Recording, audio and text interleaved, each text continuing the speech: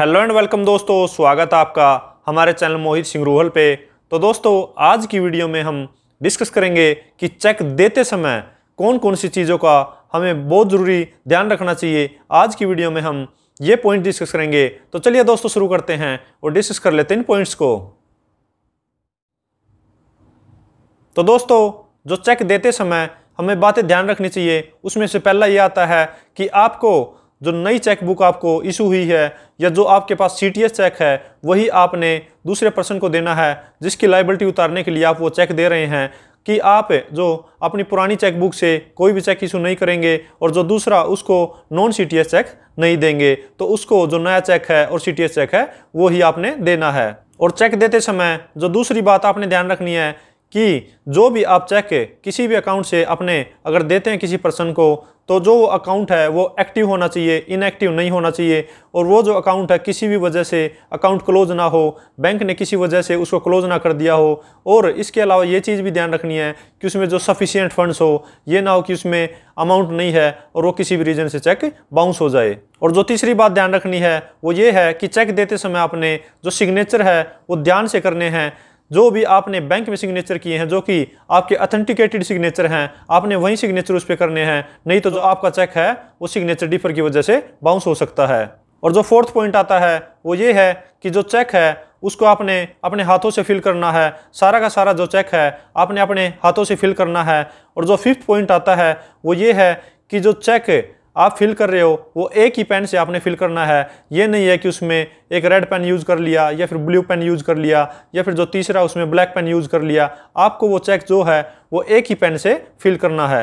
और जो next point आता है वो ये है कि जो चेक में आपने जिस पर्सन को चेक दिया है उसका नाम भी आपने अपने हाथों से खुद भरना है। ये नहीं है कि आपने सारा चेक फिल कर दिया और उसके नाम को ब्लैंक छोड़ दिया, क्योंकि उसके अलावा फिर कोई और भी पर्सन उस चेक को लगा सकता है और जिसको आपने वो चेक देना था उसकी लायबिलिटी ऐसी ही खड़ी रह जाएगी और किसी जो दूसरे पर्सन के अकाउंट में वो अमाउंट जा सकता है। तो आपने जिस पर्सन की लायबिलिटी उतारनी है उसी के नाम से वो चेक को फिल करना है और उसी का नाम उस पर लिखना है। और जो नेक्स्ट पॉइंट आता है वो ये है कि चेक में जो आप अमाउंट फिल कर रहे हैं वो वर्ड्स में भी और फिगर्स में भी एक समान होना चाहिए। दोनों को प्रॉपर तरीके से आपने देखना है कि दोनों जो भी वर्ड्स में है या फिर फिगर्स में है वो मैच करते हैं और अलग अलग नहीं है। और इसके अलावा जो भी आप अमाउंट उसमें भर रहे हैं वो आपने खुद अपने हाथों से ही फिल करना है। ये नहीं है कि आप उसको ब्लैंक छोड़ दें। ब्लैंक छोड़ने पे उसमें जो अमाउंट है वो किसी दूसरे पर्सन के द्वारा ज़्यादा भी भरा जा सकता है। और जब भी आप अमाउंट भरें तो उसमें अगर आप फिगर्स में लिख रहे हैं तो उसके बाद आपने एक हाइफन लगाना है कि आगे उसमें कोई भी अल्ट्रेशन या एडिशन ना हो सके। और अगर वर्ड्स में लिख रहे हैं तो उसके बाद भी आपने जो साइड में लाइन लगा देनी है कि इसके अलावा कोई भी अल्ट्रेशन या एडिशन वर्ड्स में जो अमाउंट भरा गया है उसमें भी ना हो सके।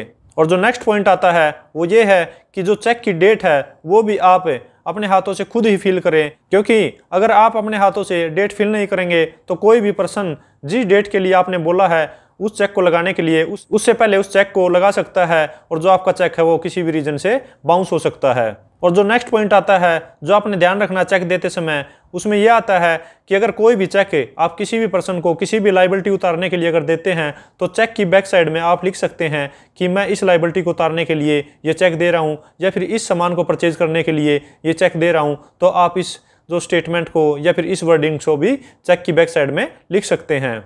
और जो नेक्स्ट पॉइंट आता है वो ये है कि कोई भी चेक अगर आप किसी भी पर्सन को देते हैं तो उसका एक फ़ोटो ले लें या फिर उसकी फ़ोटो कॉपी करा के अपने पास एक रिकॉर्ड के लिए रख लें, ताकि इन फ्यूचर अगर कोई भी दिक्कत आती है तो आप उस फोटो कॉपी को देख के याद कर सकते हैं कि ये सिग्नेचर मैंने किए हैं या फिर नहीं किए हैं, या फिर ये राइटिंग मेरी है या फिर नहीं है।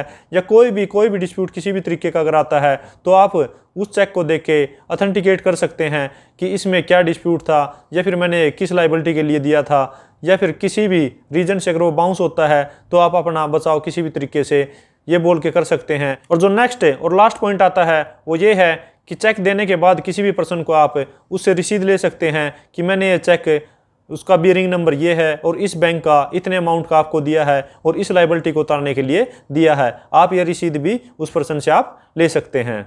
तो दोस्तों, ये थी वीडियो जिसमें बताया गया है कि चेक देते समय हमें कौन कौन सी बातें याद रखनी चाहिए। तो दोस्तों अगर ये वीडियो आपको अच्छी लगी है तो लाइक कीजिए, शेयर कीजिए, और अगर आपने ये चैनल अब तक सब्सक्राइब नहीं किया तो चैनल को सब्सक्राइब कर लीजिए और साइड में जो बेल आइकन है उसको दबाना बिल्कुल भी ना भूलें। और इसके अलावा हमारा एक नया यूट्यूब चैनल है लीगल अटैक के नाम से, आप उस चैनल को भी सब्सक्राइब कर सकते हैं। और इसके अलावा इसी चैनल के आपको फेसबुक पेज और इंस्टाग्राम पेज के डिस्क्रिप्शन में लिंक मिल जाएंगे, आप उन पेजेस को भी लाइक और फॉलो कर सकते हैं। तो दोस्तों मोर लीगल अपडेट्स के लिए जुड़े रहिए इस चैनल के साथ। Thank you so much.